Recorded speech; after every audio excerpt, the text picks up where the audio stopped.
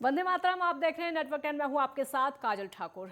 24 तारीख को जापान के दौरे पर प्रधानमंत्री नरेंद्र मोदी जाएंगे। टोक्यो में क्वाड समिट में शामिल होंगे और पीएम क्वाड लीडर्स के बीच में चौथा पारस्परिक संवाद होगा। हिंद प्रशांत क्षेत्र के मुद्दों पर चर्चा होगी। विश्व मुद्दों पर विचार किए जाएंगे साझा।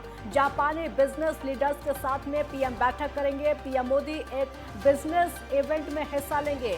जापान में भारतीय समुदाय को भी संबोधित करेंगे। विदेश मंत्रालय के मुताबिक यात्रा के दौरान पीएम मोदी जापानी बिजनेस लीडर्स के साथ में एक बिजनेस इवेंट में हिस्सा लेंगे। वो जापान में भारतीय समुदाय को संबोधित करेंगे और उनके साथ बातचीत करेंगे। पीएम की ऑस्ट्रेलिया के पीएम के साथ में द्विपक्षीय बैठक की भी संभावना है। पीएम मोदी के जापान दौरे को लेकर विदेश मंत्रालय के प्रवक्ता ने जानकारी भी दे दी है। 24 मई को जापान का दौरा है। प्रधानमंत्री मोदी उसमें जाएंगे। टोक्यो में क्वाड समिट में हिस्सा लेंगे। क्वाड लीडर्स के साथ में ये चौथा पारस्परिक संवाद होगा जब पीएम इसमें शामिल होंगे। हिंद प्रशांत क्षेत्र के मुद्दों पर इसमें चर्चा हो सकती है। विश्व मुद्दों पर विचार साझा किए जाएंगे। सभी दिग्गज इसमें मिलेंगे। जापानी बिजनेस लीडर्स के साथ में पीएम मोदी बड़ी बैठक में हिस्सा लेने वाले हैं। एक बिजनेस इवेंट में भी हिस्सा लेंगे। हिस्सा लेने का ये कार्यक्रम रखा गया है। जापान में भारतीय समुदाय को भी संबोधित करेंगे। उस समुदाय को बहुत उम्मीद है प्रधानमंत्री के संबोधन को लेकर। क्वाड लीडर्स के बीच में चौथा पारस्परिक ये संवाद होगा। हिंद प्रशांत क्षेत्र के मुद्दों पर इस दौरान चर्चा भी होगी। विश्व मुद्दों पर विचार विमर्श किए जाएंगे। 24 तारीख को जापान का दौरा है। क्वाड समिट में हिस्सा लेंगे प्रधानमंत्री नरेंद्र मोदी। इसमें पहुंचेंगे। वहां पर कई दिग्गजों से मुलाकात होगी। टोक्यो में क्वाड समिट का आयोजन किया गया है। प्रधानमंत्री वहां पर पहुंचेंगे। जो बाइडेन से भी उनकी मुलाकात हो सकती है। जापान में भी दिग्गजों से उनकी मुलाकात हो सकती है। हालांकि विदेश प्रवक्ता ने खुद इसकी जानकारी दे दी है कि किस तरीके से वहां पर कार्यक्रम रखे गए हैं। द्विपक्षीय बातचीत ऑस्ट्रेलिया के साथ भी हो सकती है। विदेश मंत्रालय के मुताबिक यात्रा के दौरान पीएम नरेंद्र मोदी जापानी बिजनेस लीडर्स के साथ में एक बिजनेस इवेंट में हिस्सा लेंगे। वहां पर बातचीत करेंगे। वो जापान में भारतीय समुदाय को संबोधित करेंगे। उन लोगों को बहुत उम्मीदें हैं।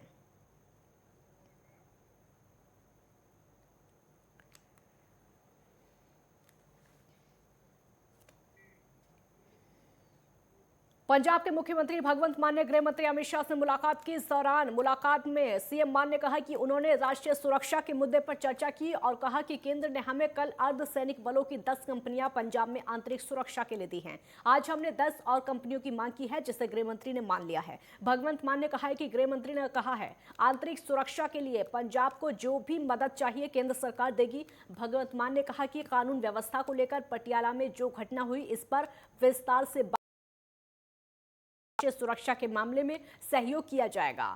उन्होंने ये भी बताया कि किसानों के गेहूं की पैदावार कम होने के कारण 500 रुपए बोनस देने का मसला भी उठाया गया।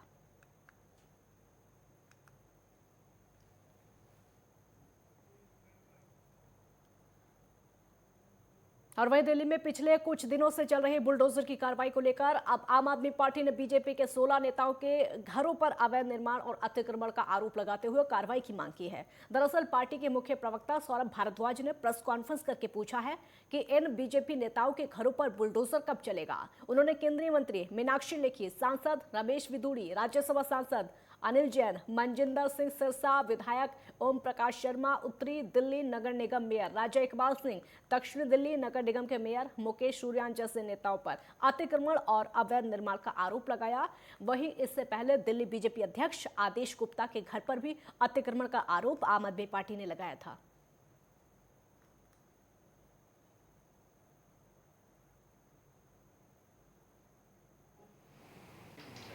देखिए, अनिल बैजल साहब के साथ हमारी कई मुद्दों पे मतभेद भी रहे, तलखी भी रही, संघर्ष भी रहा और कई अच्छे काम भी हम उनके साथ कर पाए हैं।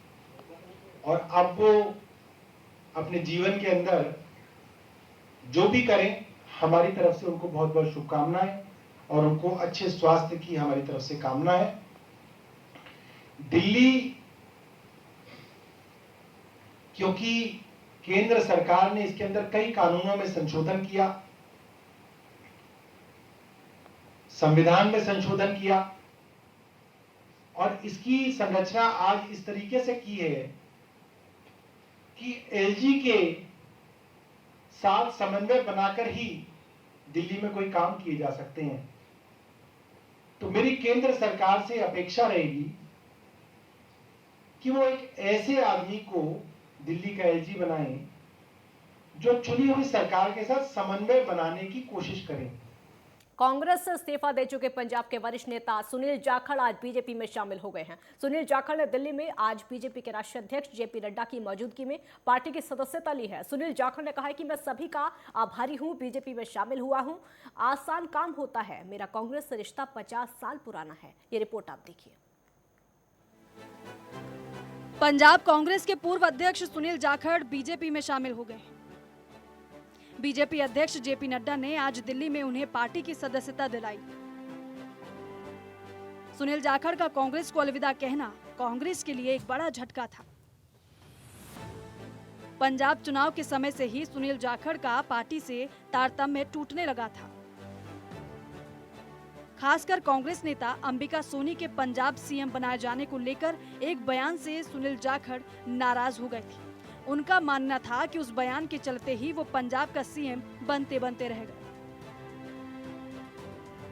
सुनील जाखड़ हर स्थिति में मुखर रहे। पंजाब चुनाव में उनका पार्टी संगठन से तारतम्य नहीं बना। चुनाव में पार्टी की हार के बाद उन्होंने बयान दिया था कि लोगों ने पंजाब सीएम के तौर पर चरणजीत सिंह चन्नी को स्वीकार नहीं किया। चन्नी को कार्ड की तरह प्रस्तुत किया गया था। कांग्रेस ने जुआ खेला था। सीएम चन्नी और सुनील जाखड़ के बीच में एक दरार साफ साफ देखी जा रही थी। उनका तारतम्य कांग्रेस राज्य प्रभारी और पर्यवेक्षक टीम से भी ठीक नहीं बैठा।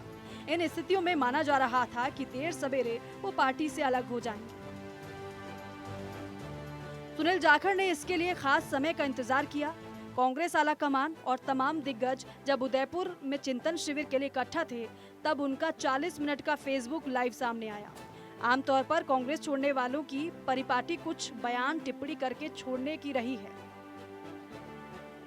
लेकिन सुनील जाखड़ ने बाकायदा एक व्यवस्थित वीडियो जारी करके इस तरह से कांग्रेस में तूफान मचा दिया। इसके लिए उनके खिलाफ कारण बताओ नोटिस भी दिया गया। पार्टी को संभालने में जुटी कांग्रेस के लिए ये किसी बड़े झटके की तरह है। उत्तर भारत में पंजाब ऐसे राज्यों के तौर पर था जहां कांग्रेस की अपनी सरकार थी। पहले कांग्रेस का चुनाव में बुरी तरीके से पराजित होना और फिर उसके बड़े नेता का पार्टी छोड़ना कांग्रेस के लिए मुश्किल भरा क्षण है। सुनील जाखड़ पूर्व केंद्रीय मंत्री और किसानों के नेता बलराम जाखड़ के बेटे हैं। अबोहर के पंचकोसी गांव के रहने वाले बलराम जाखड़ लोकसभा के अध्यक्ष भी रहे हैं। कांग्रेस के बड़े दिग्गज नेताओं में उनका नाम शुमार था। उनके बाद उनकी विरासत को सुनील जाखड़ आगे बढ़ाते रहे। सुनील जाखड़ 2002 में पहली बार अबोहर से विधानसभा चुनाव जीते थे। वो 3 बार विधायक रहे और 2012 से 2017 तक विधानसभा में विपक्ष के नेता भी रहे। 2017 में विनोद खन्ना के निधन के बाद खाली हुई गुरदासपुर की सीट पर हुए चुनाव में उन्होंने जीत हासिल की थी, लेकिन 2 साल बाद आम चुनाव में बीजेपी के टिकट पर सनी देओल ने उन्हें पराजित कर दिया। पंजाब में सुनील जाखड़ अमरिंदर गुट के माने गए। पंजाब के सत्ता संघर्ष में जब उनकी जगह नवजोत सिंह सिद्धू को कांग्रेस अध्यक्ष बनाया गया तो असंतोष के बीज पड़ चुके थे। यहीं से तय हो चुका था कि पार्टी देर सबेर अमरिंदर की सत्ता पर गाज गिरेगी। समय समय की बयानबाजी से साफ झलकता रहा कि सीएम चरणजीत सिंह चन्नी और सुनील जाखड़ में 36 का रिश्ता बना हुआ है। इसे पाटने की कोशिश भी नहीं हुई, बल्कि खड़गे समिति ने अपने रिपोर्ट में सुनील जाखड़ पर ही अनुशासनहीनता के आरोप लगाए। इन तमाम हालातों में सुनील जाखड़ को कांग्रेस को अलविदा कहना ही था, लेकिन देखा जा रहा था कि वो बीजेपी में आते हैं या आप से जुड़ते हैं। लंबी राजनीति के लिए सुनील जाखड़ ने बीजेपी के शामियाने को चुना है। देश के गृह मंत्री अमित शाह जी, उनके साथ उनकी सहमति से मुझ जैसे व्यक्ति को आज अपनी पार्टी में शामिल होने का ये मौका दिया। मैं आभारी हूं मंच पे जो मौजूद हमारे प्रभारी अनिल बलूनी जी हैं। मैं आभारी हूं खास तौर पे प्रवेश वर्मा जी का, जो खास तौर पे इस मौके पे यहाँ पहुंचे हैं। मैं आभारी हूँ अरविंद खन्ना जी का, मैं आभारी हूँ मनजिंदर सिंह सरसा जी का, मैं आभारी हूँ परमिंदर जी का कि आप सबके सहयोग से आज इस बीजेपी के मंच पे नड्डा साहब की हाजिरी में बीजेपी में शामिल होने का मौका आपने दिया। धन्यवाद मेरे साहब। कांग्रेस छोड़ने के बाद जब वो दिल्ली में अमित शाह से मिले थे, उससे ही आभास हो चुका था कि वो बीजेपी के साथ आएंगे। बीजेपी के लिए पंजाब में तो उनका महत्व है ही, साथ ही साथ किसानों का एक बड़ा वर्ग भी उनके साथ जुड़ा है। बीजेपी ने सुनील जाखड़ की पार्टी में आने को किस स्तर पर महत्व दिया है, वो इससे ही आभास हो जाता है कि स्वयं जेपी नड्डा ने उन्हें पार्टी की सदस्यता दिलाई। इतना जरूर है कि सुनील जाखड़ पंजाब और उससे बाहर भी बढ़ेंगे। Desk report, network 10। एक ब्रेक यहाँ पर रुकेंगे, जल्द लौटेंगे।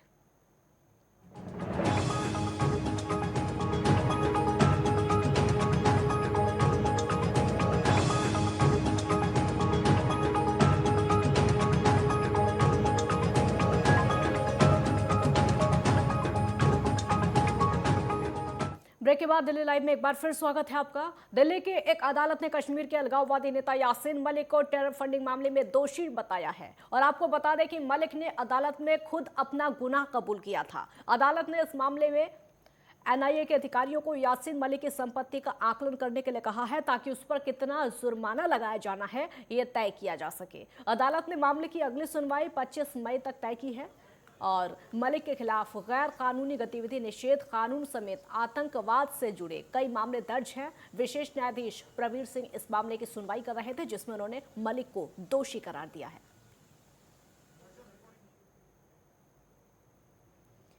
और वहीं दिल्ली में पुलिस के स्पेशल सेल ने 3 शार्प शूटर को गिरफ्तार किया है। मुठभेड़ के दौरान सेल में तैनात एसआई विक्रम को भी गोली लग गई है। गिरफ्तार किए गए आरोपी आपराधिक गिरोह के सदस्य हैं। आरोपी प्रतिद्वंदी गिरोह के सदस्यों और उनके परिवार पर एक बड़ा हमला करने का प्लान तैयार कर रहे थे। आरोपियों के कब्जे से 2 अत्याधुनिक सेमी ऑटोमेटिक पिस्टल और 2 देसी पिस्टल 19 जिंदा कारतूस के साथ पुलिस ने 7 फायर किए कारतूस भी बरामद किए हैं।